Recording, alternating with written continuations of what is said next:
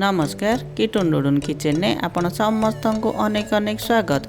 आज मु आपण मानक पई पणा संक्रांति स्पेशल बेल पणार रेसिपी नहीं आसी। पणा संक्रांति आम ओडिशार पारंपरिक पर्व मानक मध्य अन्यतम। तेबे चलतु या किपरि बनी देखि नबा।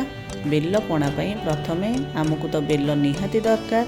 से गोटे मु मीडियम साइज रे बेल नहीं जाइछि। एटा गोटे बहुत भल भाव में पाची जाइथिबा बेल आपण एथि यूज करेंगे। बेल को यही भाव में आम फटईदबा। फटिगला यहीपरी खोल यार बाहर करनबा एवं हाथ में यहीपरी भाव में यार सब रस गुड़िक हाथ में यहीपरी आम सब बाहर करनबा। भल भाव में यहीपरी सब रस गुड़िक बाहर करनबा एवं यार खोल जो रस गुड़िक लगी आम फिंगिदबा नहीं। गोटे चामच साहाय्य यही रस गुड़ी को यहीपरी भाव में आम भल भाव में काढ़ी नबा।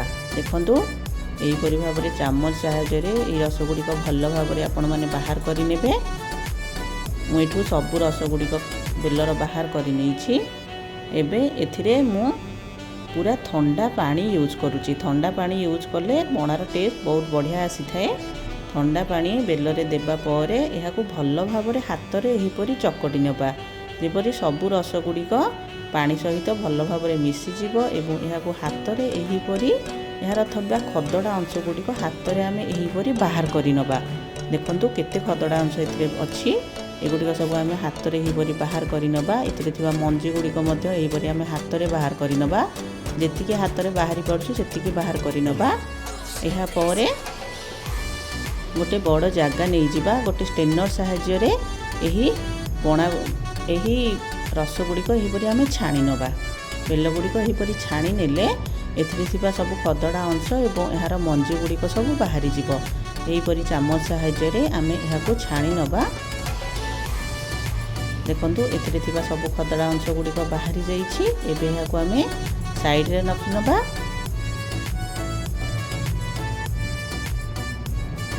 एबे एहा परे गोटे बड़ जगार नहीं जाइछि दुईटी पाचिला कदली।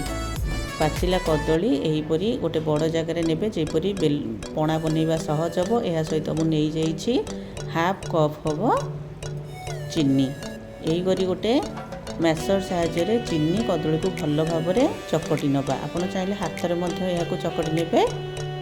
कदली को मध्य छोट छोट पीस रे काटी नहीं परिबे। एबे एथिरे मु नहीं जाउछि 3 ରୁ 4 बड़ चामच दही। एठी आपण खट्टा दही बिल्कुल भी यूज करिवे नाही, नले पणार टेस्ट भल आसीबो नाही। एबे एथिरे मु बेलर काढिथिबा रस गुड़िक सब देई दउछि। ए सब के एबे आमे भल भाव में मिसेई नबा। देखंतु गोटे डंकी साहाय्य मु याकू भल भाव में मिसेई नेली। एबे एथिरे मु देई दउछि हाफ कप कोरा नड़िया, किछि गुजराती एवं गोलमरिचर गुंड, गुजराती चोपा गुड़िक यहीपरी बाहर करनबा। यहाँ परे मु एथिरे देई दउछि हाफ कप हबो मिठा बुंदी, फाळे काटी रखिथिबा सेव एवं डालिंब मंजी किछि 2 ରୁ 3 बड़ चामच। एथिरे मु व्यवहार करछि किछि काटी रखिथिबा अंगूर एवं छेना। छेना 3 ରୁ 4 चामच मु एथरे यूज करिछि।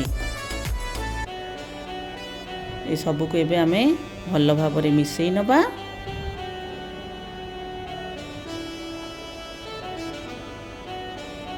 देखंतु भल भाव में मुझे यहाँ सब मिसेई नेछि।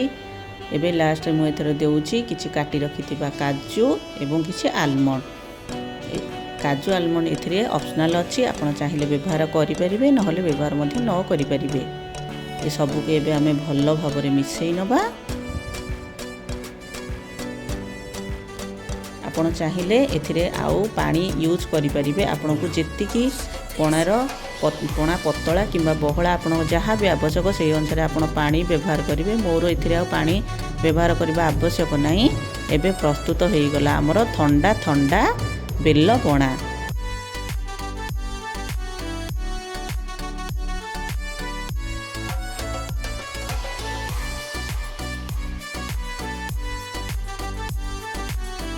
तेबे चलतु एबे आमे यही बेल पणा को सर्व करनबा। सर्व करबा पई 2टी ग्लास रे मु नहीं जाउछि बेल पणा।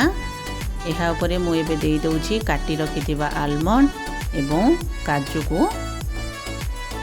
ଏହା ପରେ ମୁଁ ଦେଇ ଦଉଛି କୋରି ରଖିଥିବା ନଡ଼ିଆ। ଏବେ ନଡ଼ିଆ ପରେ ଏବେ ମୁଁ ଦେଇ ଦଉଛି କିଛି ଡାଳିମ୍ବ ମଞ୍ଜିକୁ। ଏହା ପରେ ଏବେ ରଖିଥିବା କିଛି ବୁନ୍ଦିକୁ ମଧ୍ୟ ମୁଁ ଏହା ଉପରେ ଦେଇ ଦଉଛି। ଏବେ ପ୍ରସ୍ତୁତ ହୋଇଗଲା ଆମର ଥଣ୍ଡା ଥଣ୍ଡା ବେଲ ପଣା। ଆଶା କରୁଛି ଆଜିର ଏହି ବେଲ ପଣା ଆପଣ ସମସ୍ତଙ୍କୁ ପସନ୍ଦ ଆସିଥିବ। ଏହି ପଣା ସଂକ୍ରାନ୍ତିରେ ଆପଣମାନେ ଏହି ବେଲ ପଣା ବନେଇ ଆପଣମାନେ ନିଜେ ପିଅନ୍ତୁ ଏବଂ ପରିବାର ସାଙ୍ଗସାଥି ସମସ୍ତଙ୍କୁ ପିଅନ୍ତୁ। ପ୍ଲିଜ୍ ମୋ ଭିଡ଼ିଓଟିକୁ ଲାଇକ୍ ସେୟାର ସବସ୍କ୍ରାଇବ୍ କରିବାକୁ ଜମାରୁ ଭୁଲିବେନି। ଆସିବି ଆଉ ଗୋଟିଏ ନୂଆ ଭିଡ଼ିଓ ସହିତ। ସେ ପର୍ଯ୍ୟନ୍ତ ରହିଲି। ଜୟ ଜଗନ୍ନାଥ।